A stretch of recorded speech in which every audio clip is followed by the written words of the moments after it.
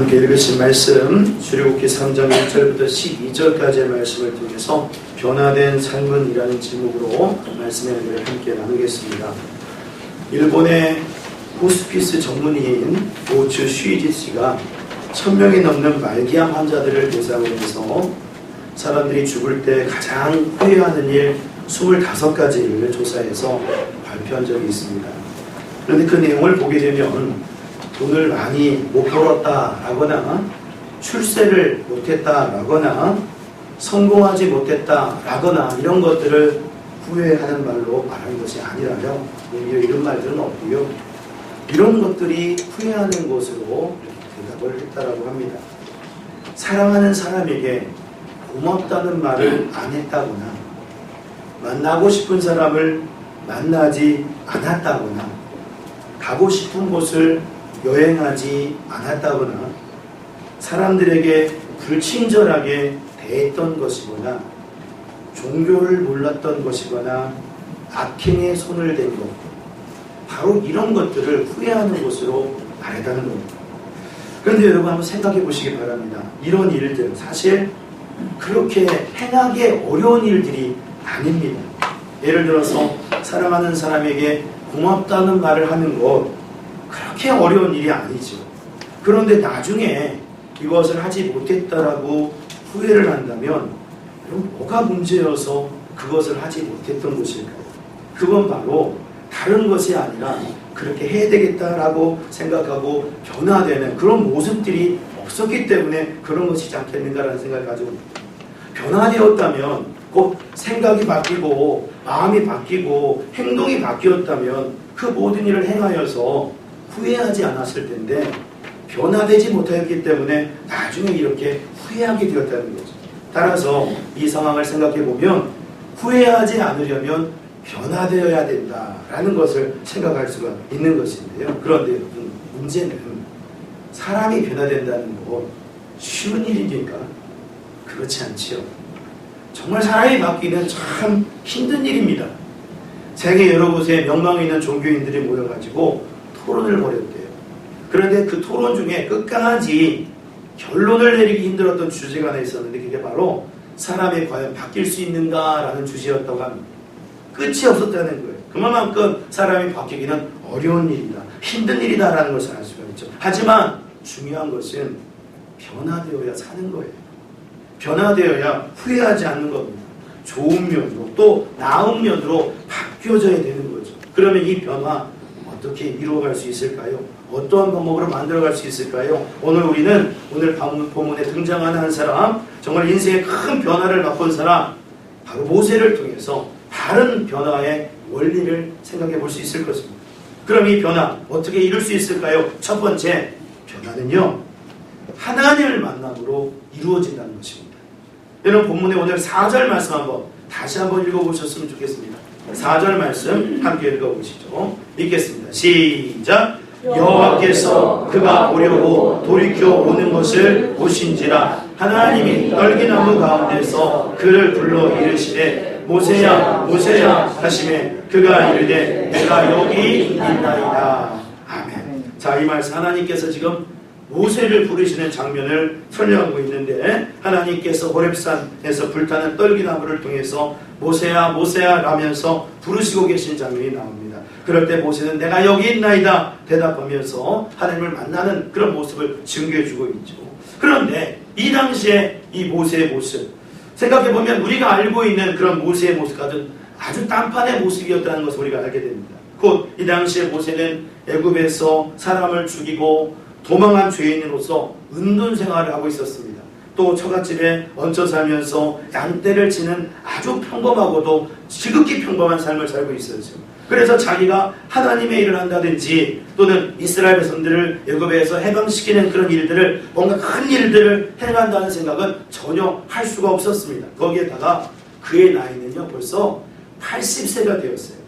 80세. 사실 이 나이면 인생의 황혼기라고 해도 과언이 아닌 그런 나이죠.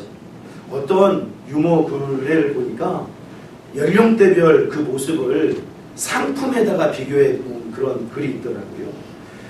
이렇게 적어놨습니다. 10대는 상품으로 치면 신상품이다. 그럼 20대는 뭐가 될까요? 20대 명품이다. 30대 정품이다. 근데 이제 40대부터 약간씩 조금 이제 좀 그렇습니다. 40대 기획 상품이다. 10% 할인. 50대 반액 세일 상품이다. 60대 창고 방출 상품. 70대 분리 수거 상품. 그리고 80대는 뭘까요? 폐기 처분 상품. 그리고 90대는 뭘까요? 소각 처리 상품. 이렇게 적어놨어요. 물론 이 말 유머이니까 나온 말입니다. 지금 100세 시대예요. 그러니까 잘 안 맞는다라고도 말할 수가 있지만 모세의 나이를 생각해보면 80세죠. 그러면 폐기 처분에 해당되는 그런 나이예요. 뭘 할 수 있는 나이가 아니라는 얘기입니다. 그런데 바로 그런 시점에서 하나님은 모세를 불렀죠. 나이 80세에 실패하고 좌절한 인생으로서 그저 그렇게 끝나가고 있는 사람을 하나님은 부르셨습니다. 특히 보십시오. 하나님이 모세를 만나주실 때 불타는 떨기나무의 모습으로 만나주시죠. 이건 참으로 놀라운 하나님의 영광을 나타내는 것인데 그렇게 하나님은 모세를 만나주셨습니다. 놀랍게 만나주셨습니다. 그럴 때 모세가 내가 여기 있나 이다 그렇게 말하면서 하나님 앞에 나아가는 그런 과정을 통해 만나게 되었고 또 이렇게 모세가 하나님을 만나게 되었을 때 모세의 인생은 어떻게 됩니까? 새로운 의미의 변화가 일어났던 걸 볼 수가 있죠. 새롭게 바뀌었다는 거예요. 분명 모세에게 어려운 과거가 있었고요. 실패도 있었고요. 감추고 싶은 문제도 있었고요. 정말 생각하기도 싫은 과거가 있었는데 이렇게 하나님을 만나게 되었을 때 그의 그 과거와 기억하고 싶지 아니했던 모든 상황들은 이제 그에게 새로운 의미가 되어서 다가오게 되었다는 것입니다. 그래서 그 이후로는 완전히 변화되어서 하나님께 쓰임받고 은혜 가운데 승리하는 인생이 될 수 있었다는 거죠. 마찬가지로 사랑하는 여러분, 지금 우리들에게도요, 이런 만남, 곧 하나님과의 바른 만남, 그것이 있게 된다면 바로 이런 역사가 우리에게도 일어나게 될 줄을 믿습니다. 정말 하나님과의 진정한 만남이 있으면 우리의 그 잘못된 과거는 그냥 벌어진 과거가 아닌 거가 되는 것이고요. 오히려 그 모든 것은 하나님의 크신 경륜과 지혜 속에서 새로운 의미를 가지게 되는 거예요. 그래서 그것을 통해서 놀라운 은혜를 경험하게 되는 거죠. 어제 구형예배 드릴 때도 말씀을 드리고 그랬습니다만 우리 초기 한국 기독교 역사 속에 늘 거론되시는 목사님 한 분이 계십니다. 그분은 바로 김익두 목사님이시라는 분이신데 이분이 원래 걸출한 평양의 깡패 출신이죠. 정말 힘이 세가지고 어느 누구도 범접할 수 없을 정도로 강력했던 힘을 발휘했던 그런 분이셨는데 이분이 이제 복음을 듣게 되어서 목회자가 되고 또 복음을 증거하는 사람이 되었습니다. 완전히 바뀐 거죠. 그런데 그때 이 김익두 목사님이 뜻밖의 되어 이제 복음을 증거하고 나가고 그러는데 이 평양거리에 있는 사람들한테 부고장을 냈대요. 옛날에 김익두는 죽었다. 이런 식으로요. 부고장을 이렇게 뿌렸답니다. 그러니까 사람들이 보고는 다들 반신반의하면서 아니 김익두가 죽었대. 옛날에 김익두는 죽었대. 이런 말을 들으니까 아니 그게 진짜야? 그러면서 서로를 이렇게 믿을 수 없다고 여기게 되었는데요. 어떤 한 사람이 진짜로 죽었나? 옛날에 김익두는 죽었다고 그러니까 진짜로 죽었나? 이런 생각이 들어서 옛날에 김익두인지 아닌지 확인하고 싶어서 그가 이렇게 딱 지나가는데 이 목사님이 지나가고 있는데 물을 갖다가 확 뒤집어 버렸대요. 그러니까 얼마나 여러분 화가 납니까? 물을 뒤집어 썼으니.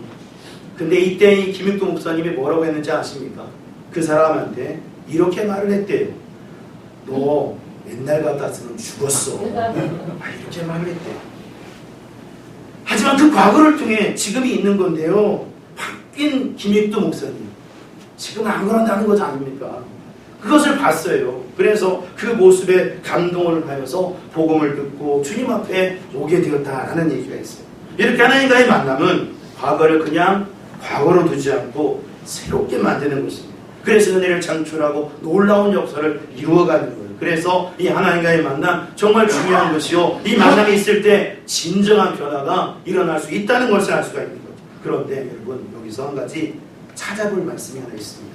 자, 스크린에 나와 있는데 에베소서 2장 18절 말씀 한번 읽어보셨으면 좋겠어요. 함께 읽어봅니다. 읽습니다. 시작. 그로 말미암아 우리 둘이 한 성령 안에서 아버지께 나아감을 얻게 하려 하심이라. 아멘. 자, 말씀을 보니까 우리 둘이 한 성령 안에서 아버지께 나아간다 라는 말씀이 있어요.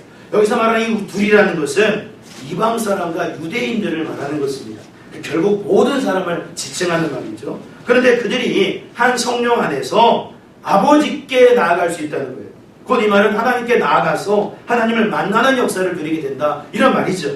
그런데 그 일이 누구로 인해 이루어진다고 그럽니까? 예, 말씀 앞부분에 보니까 그로 말미암아 그러죠. 그로 말미암아.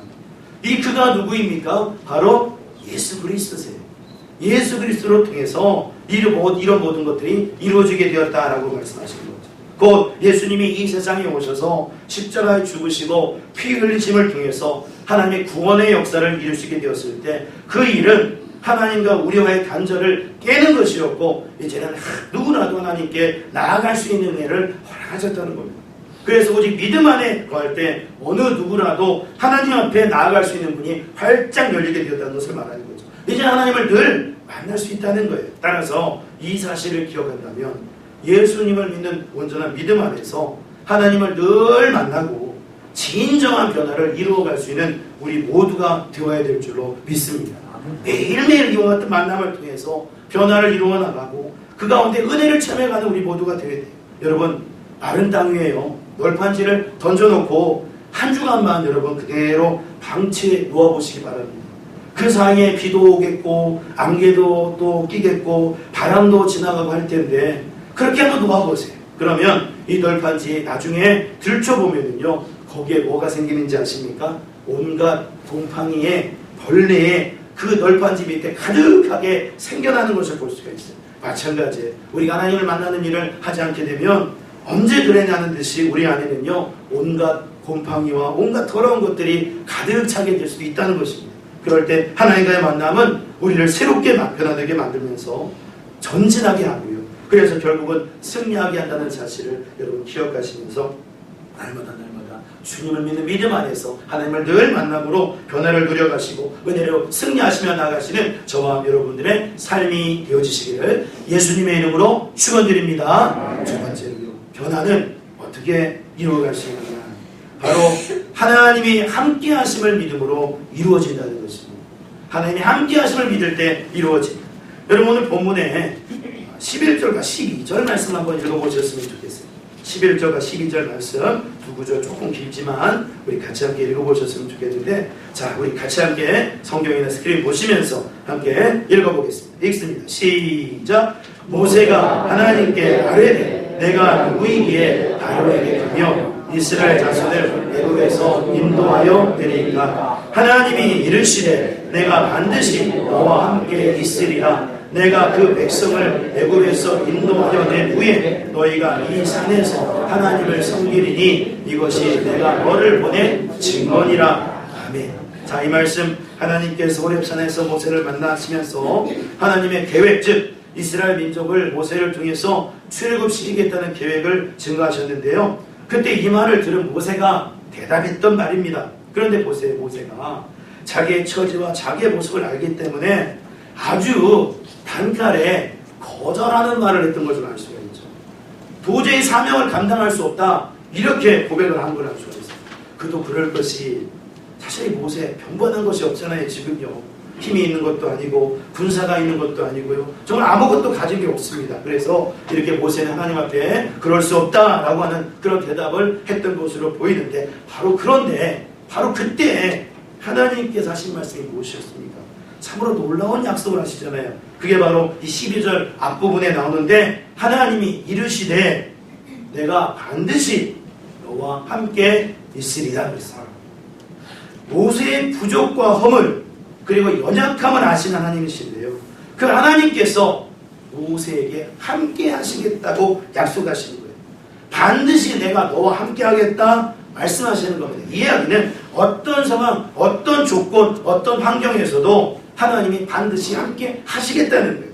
그래서요, 결국 이 약속으로 인해서 모세는 힘을 얻게 되었고 진정한 변화를 맛보면서 그 이후에 귀한 사역을 감당하면서 승리하게 되었던 것을 볼 수가 있습니다. 그래서 이 약속, 내가 반드시 너와 함께 하겠다는 이 약속은 정말 귀한 약속이 되는 건데, 그러면 여러분 생각해 보십시오. 이 약속 오직 모세에게만 해당되는 것입니까?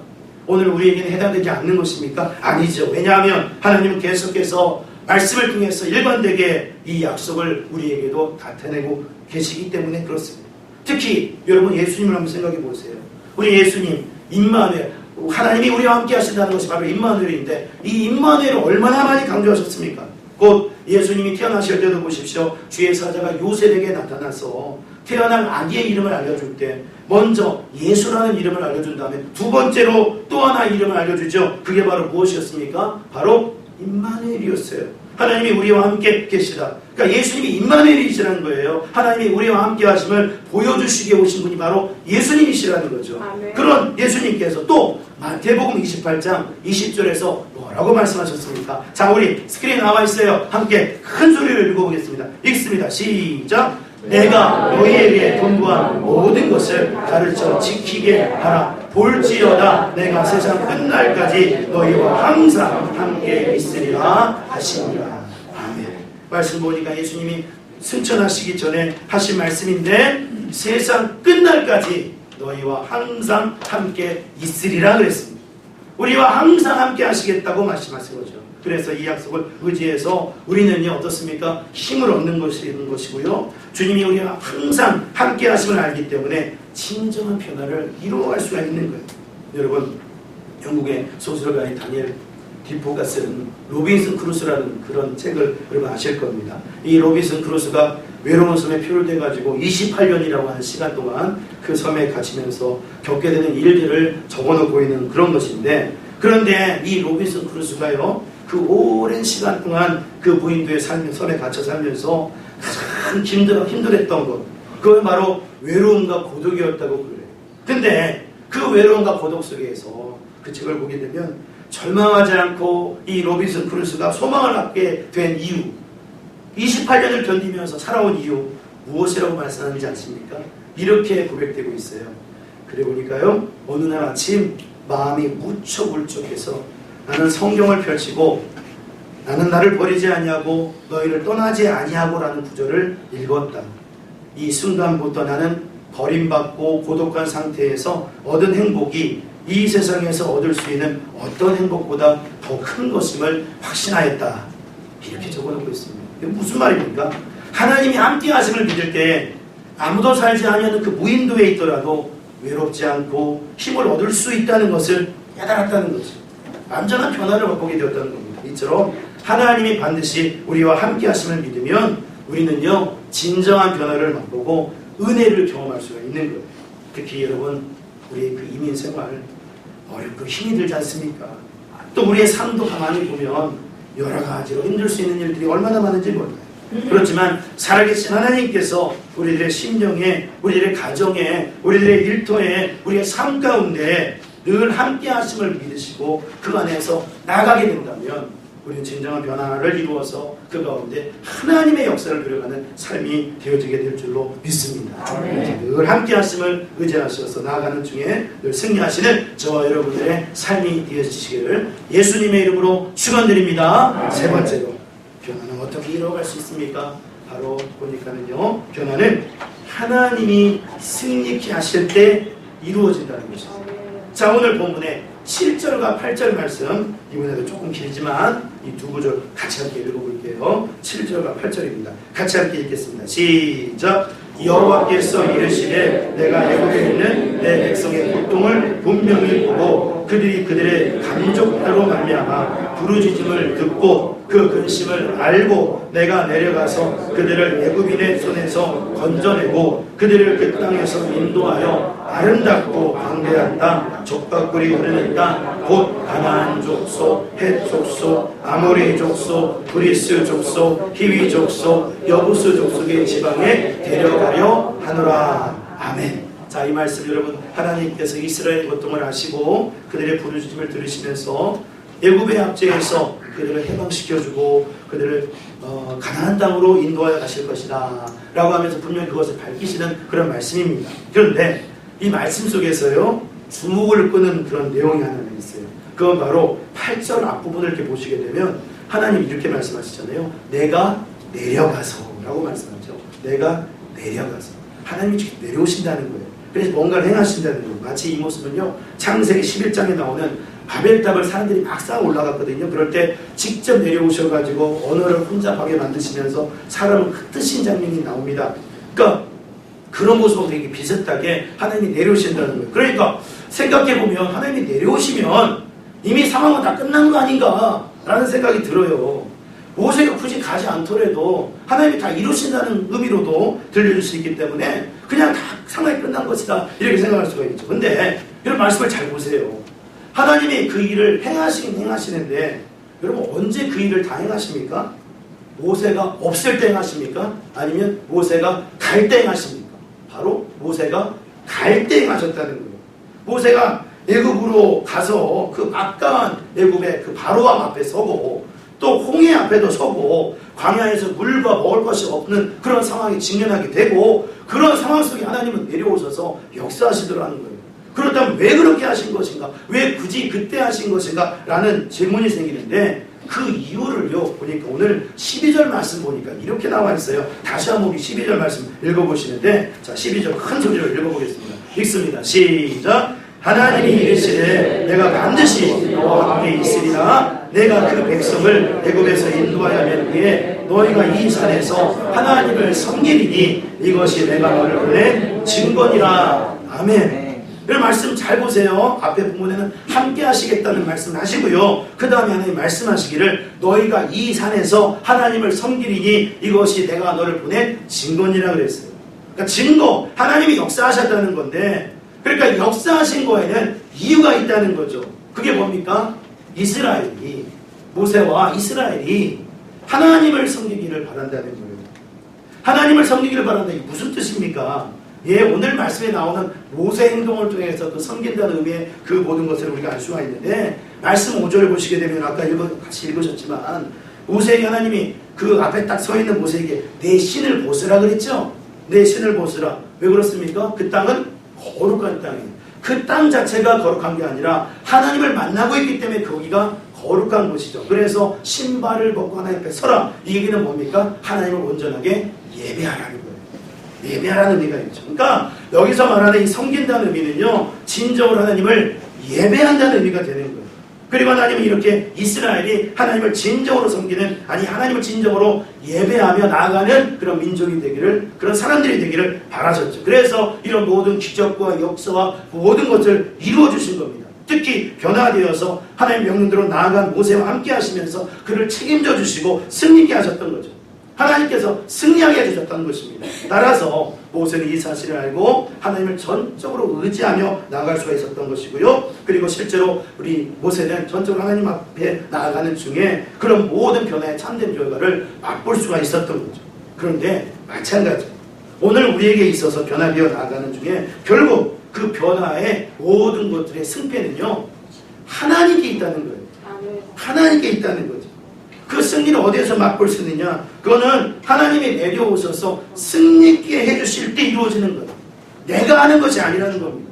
하나님이 해주실 때 우리에게 있는 홍해도 있을 수가 있고 우리에게 만나와 매출력이 없는 그런 공고한 상황이 있을 수도 있고 많은 상황들이 있을 수가 있는데 하나님이 이루어 주실 때 그런 모든 것들이 이루어 나가는 거죠. 사실 정말 여러분 우리의 삶을 보면 그 모습이 마치 애굽의 강팍한 바로와 같은 상황, 홍해 같은 상황, 광야 같은 상황, 가나안 족속이 막 강해하는 것과 같은 그런 상황과 같은 일들이 얼마나 많은지 모릅니다. 그렇게 되면 우리에게도요 두려움도 밀려오고 걱정도 생기고 염려도 하고 그렇지. 변화는 엄두도 못 낼 그런 상황들이 되기도 합니다. 그런데 바로 그때 우리에게 필요한 것이 무엇입니까? 그건 바로 하나님을 바라보면서 예배하는 거예요. 하나님이 이루실 것을 믿고 나아가는 거죠. 흔들리지 않고 끝까지 의지하며 나아갑니다. 그러면 하나님은 그것을 아시고 결국 이기게 하신다는 거예요. 변화에 따른 그 승리를 맛보며 나아갈 수 있게 도와주신다는 거죠. 그 어떤 방해와 어떤 도전이 있더라도 결국 승리하게 하신다는 겁니다. 여러분 로마서 8장 37절부터 39절을 말씀 보니까 이런 말씀이 있어요. 자, 우리 스크린에 나와 있는데 우리 세 구절이니까 천천히 같이 함께 좀 길지만 같이 함께 읽어볼게요. 함께 읽어봅니다. 시작! 그러나 이 모든 일에 우리를 사랑하시는 이로 말미암아 우리가 넉넉히 이기니라. 내가 확신하노니 사망이나 생명이나 천사들이나 권세자들이나 현재 일이나 장래 일이나 능력이나 높음이나 깊음이나 다른 어떤 피조물이라도 우리를 우리 주 그리스도 예수 안에 있는 하나님의 사랑에서 끊을 수 없느니라. 아멘. 말씀 보십시오. 그 어떤 것도 그리스도를 통한 하나님의 사랑을 끊을 수 없다고 하는데요. 그래서 결국 그 안에서 넉넉하게 이기게 하신다라고 말씀하시는데요. 그렇습니다. 이 말씀처럼 하나님은 결국 우리를 승리하게 하십니다.